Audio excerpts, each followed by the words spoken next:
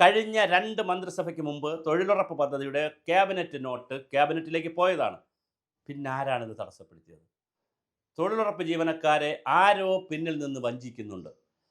നിസാമുദ്ദീൻ എന്ന് പറയുന്ന നിസാമുദ്ദീൻ എന്ന് പറഞ്ഞ IAS ഇപ്പോൾ കിലയുടെ ഡയറക്ടർ ജനറൽ ആയിരിക്കുന്ന നിസാമുദ്ദീൻ ഒക്ടോബർ മാസത്തിൽ 2025 ഒക്ടോബർ മാസത്തിൽ സെക്രട്ടേറിയറ്റ് വികാസ് ഭവൻ്റെ അവിടെ നിന്ന് വികാസ് ഭവൻ പോസ്റ്റ് ഓഫീസിലുള്ള റവന്യൂ കോംപ്ലക്സിൽ നിന്ന് സെക്രട്ടേറിയറ്റിലേക്ക് ഒരു ഫയൽ അയക്കുന്നു. എത്ര ദൂരമുണ്ട്?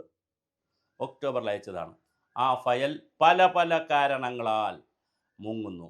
പലവട്ടം അത് കളിക്കുന്നു. അങ്ങോട്ട് കളിക്കുന്നു, ടിങ്കു ബുസ്വാളിന് വരുന്നു, MP രാജേഷിന് വരുന്നു, മന്ത്രിക്ക് വരുന്നു, LHD സെക്രട്ടറിക്ക് വരുന്നു, അങ്ങോട്ട് പോകുന്നു, ഇങ്ങോട്ട് പോകുന്നു, അണ്ടർ സെക്രട്ടറി എഴുതുന്നു, ഫിനാൻസിൽ പോകുന്നു. വലിയ കളികൾ അതിനകത്ത് നടന്നു.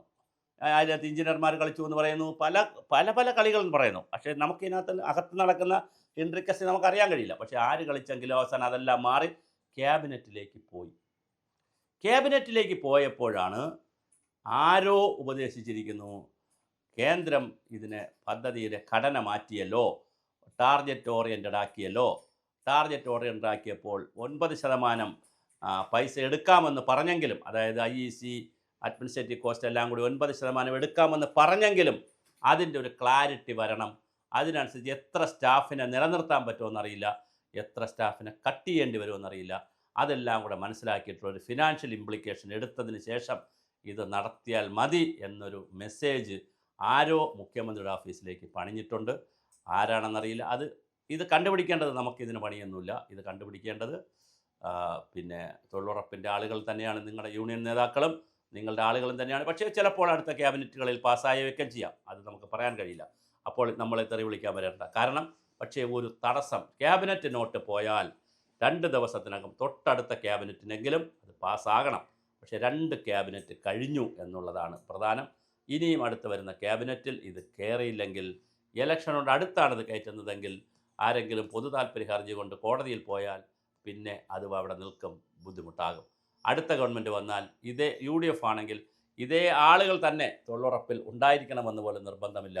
അവരിൽ പീരീഡ് കഴിയുന്നവരെ സ്വാഭാവികമായും ഗവൺമെൻറ് മാറുന്നതനുസരിച്ച് പിരിച്ചുവിടാനുള്ള സാധ്യതയും, പീരീഡ് കഴിയുന്നവരെ ഒക്കെ പിരിച്ചുവിടാനുള്ള സാധ്യതയും കാണുന്നുണ്ട്. അതുകൊണ്ട് ഈ ഗവൺമെൻറ്റിൻ്റെ കീഴിൽ ഗവൺമെൻറ് പ്രഖ്യാപിച്ച കാര്യങ്ങൾ നേടിയെടുക്കണം. പക്ഷെ അങ്ങനെ നേടിയെടുക്കാൻ എന്തുകൊണ്ടോ തൊഴിലുറപ്പിൻ്റെ ജീവനക്കാർക്ക് ഇത്രയും എഞ്ചിനീയർമാരുണ്ടായിട്ട്, ഇത്രയും സംഘടിത ശക്തി ഉണ്ടായിട്ട്, 10,000 പേരുടെ വലിയൊരു സംഘടിത ഗ്രൂപ്പ് ഉണ്ടായിട്ട് അവർക്ക് കഴിയുന്നില്ല എന്നുള്ളതാണ് മനസ്സിലാകാത്തത്.